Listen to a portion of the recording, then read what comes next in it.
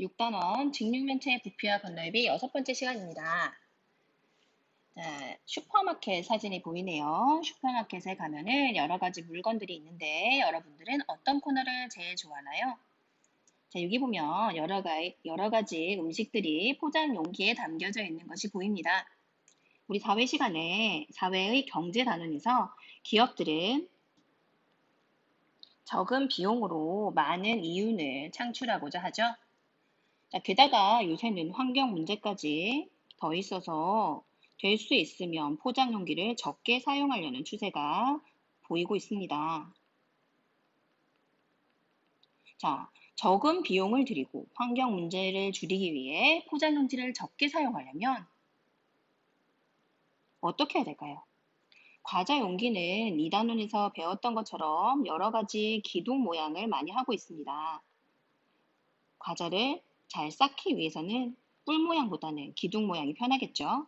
여러 가지 기둥 모양들을 많이 보이는데 여러 가지 기둥 모양들 중에서 어떤 것이 재료비가 가장 적게 들게, 그래서 이 경제 활동을 하는 기업들에게 많은 이윤을 줄지, 그리고 환경오염을 적게 일으키기 위해서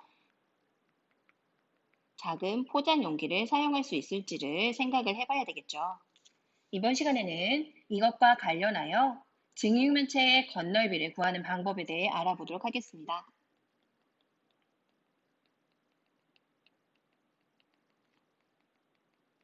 건널비를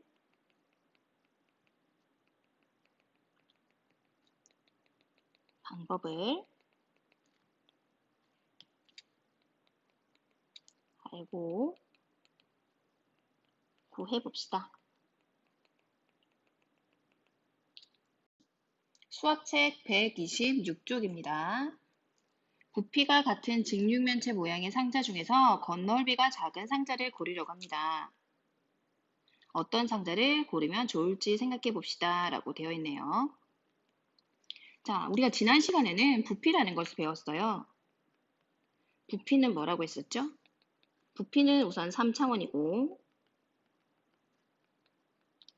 3차원이 가지는 물체가 가지는 그 안의 공간을 이야기한다고 했죠. 공간, 채워 넣을 수 있는 정도를 우리는 부피라고 한다고 했습니다. 얼마만큼 채워질 수 있는가를 부피라고 이야기한다고 했었죠. 이 공간을 차지하는 크기가 부피라면 건널비는 겉면을 둘러싸고 있는 6개 조각의 넓이라고 볼 수가 있겠습니다. 즉, 겉을 감싸고 있는 넓이를 말하는데요. 얘를 만약에 포장을 한다면 겉면에 종이를 붙일 수 있겠죠.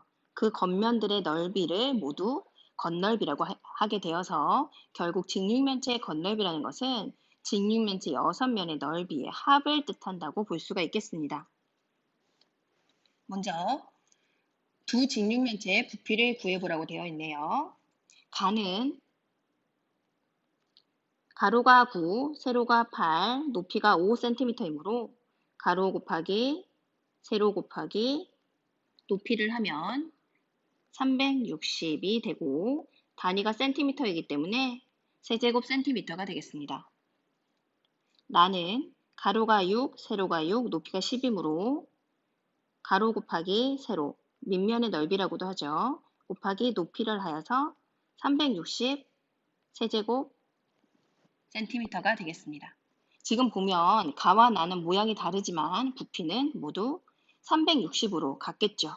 그럼 이 두 상자의 건너비는 같을까요? 이 두 상자의 포장지를 만드는데 같은 양의 종이가 사용되게 될까요? 선생님 보기에는 나가 조금 작아 보이는데 여러분 어떻습니까? 자, 비교할 때는 어떻게 한다고 했죠? 비교할 때 직접 맞대어서 비교해 볼 수 있는데 밑면의 넓이는 가가 좀 더 큰 것 같네요.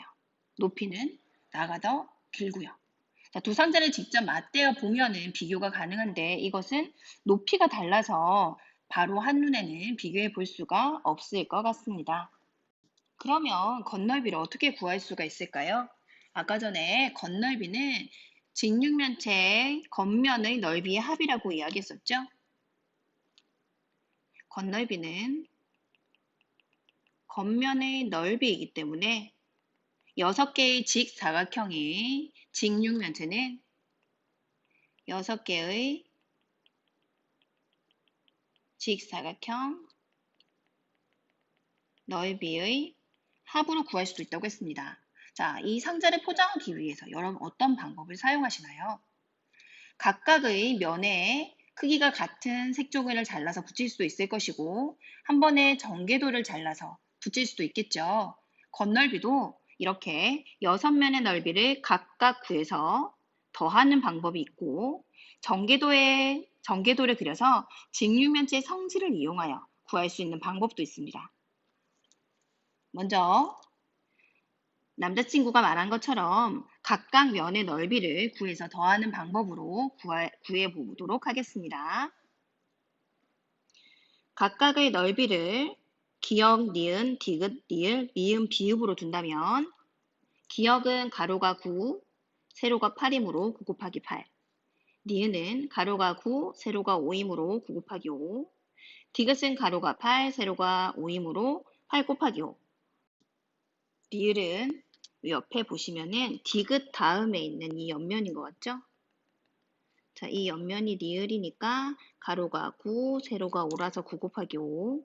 미음은 여기 나머지 한 옆면입니다. 그래서 가로가 8, 세로가 5라서 8 곱하기 5. 그리고 마지막으로 기역과 마주보고 있는 이 면이 비읍이 되겠죠? 가로가 9, 세로가 8이라서 9 곱하기 8인데 이렇게 하면은 각각을 더했을 때 314가 됩니다. 자, 그런데 여기 자세히 보시면 9 곱하기 8이 2개, 9 곱하기 5가 2개, 8 곱하기 5가 2개가 나오죠? 그래서 같은 것끼리는 2번씩 곱하는 방법도 있습니다. 따라서 9 곱하기 8이 2개 더하기 9 곱하기 5가 2개 더하기 8 곱하기 5가 2개로 계산할 수도 있겠죠? 이렇게 계산해도 역시 314 제곱 센티미터가 됩니다. 또 어떤 방법이 있을까요? 보니까 9 곱하기 9 곱하기 8, 9 곱하기 5, 8 곱하기 5가 한 세트로 이 세트가 2개 있다고 볼 수도 있겠죠?